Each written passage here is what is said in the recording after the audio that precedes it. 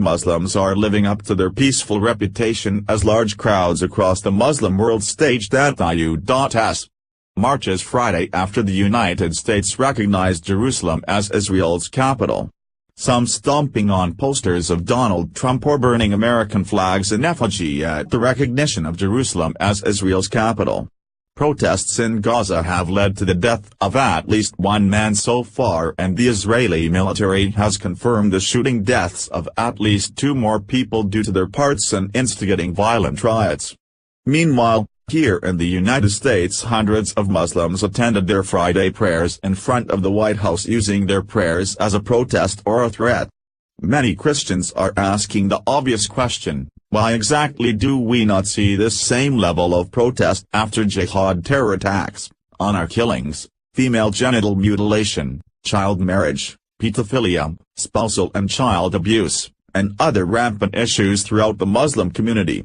In a Wednesday address from the White House, President Trump defied worldwide warnings from leftists, globalists, and Muslims worldwide, citing repeated failures to achieve peace. A new approach was long overdue. He described his decision to recognize Jerusalem as the seat of Israel's government as merely based on reality.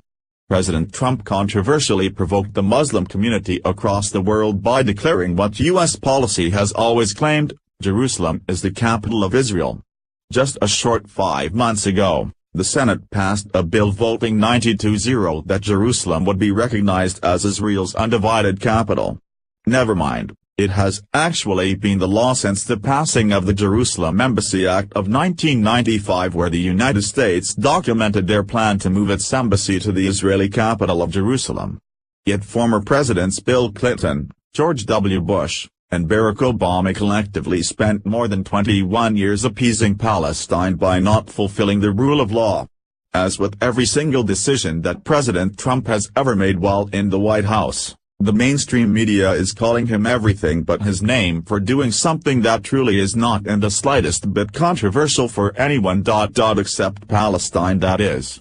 It has been a bipartisan policy for more than 2 decades. A protester, Zaid al-Harashi, said that President Trump's decision is not for peace and will create more chaos. Muslims are all about threats and violence, it seems. So much for the religion of peace. Protesters at the White House wore traditional Palestinian keffiyeh scarves or the colors of the Palestinian flag as they protested President Trump upholding U.S. law with the recognition of Jerusalem as the capital of the nation of Israel. Many protesters also held placards denouncing Israeli presence in East Jerusalem and the West Bank. President Trump's decision to recognize Jerusalem as the Israeli capital in accordance with history, tradition and the law was hailed by Israel's Prime Minister Benjamin Netanyahu and by leaders across much of the Israeli political spectrum. However, Nihad Awad, executive director of the Council on American-Islamic Relations, CAIR, strongly condemned President Trump's actions, proclaiming the president is empowering Christian religious extremism in the U.S. Awad further stated Trump does not own a piece of soil of Jerusalem and Palestine. He owns the Trump Tower. He can give it away to the Israelis. Truly the only controversy in this decision is the blowback it incurs from Palestinian National Authority President Mahmoud Abbas and known terrorist organization Hamas. Abbas is a Holocaust denier as well as the financial architect of the Munich Olympic massacre. Hamas has close ties with the likes of Linda Sarsour, and recently just ended its reign of terror over Gaza.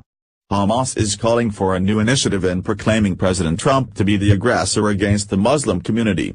When did the United States begin negotiations with terror organizations exactly?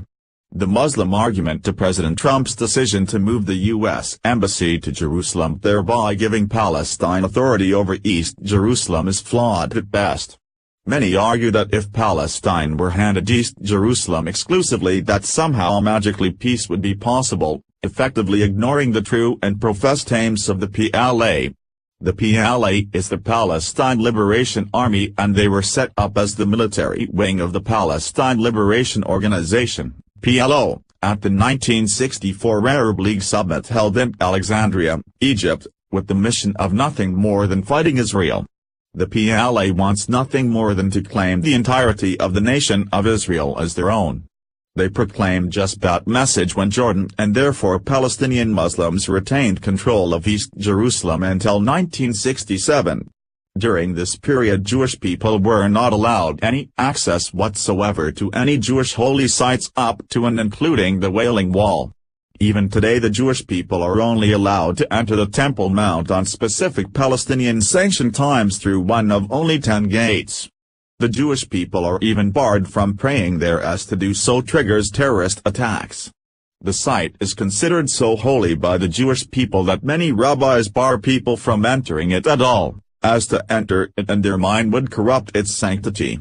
Conversely, Muslims are freely able to roam Jewish sites at will. Israelis are entirely restricted from any and all Muslim holy sites. Simply walking through East Jerusalem as a Jewish person is seen as a provocation by Palestinian Muslims. Follow us on Facebook at Freedom Daily.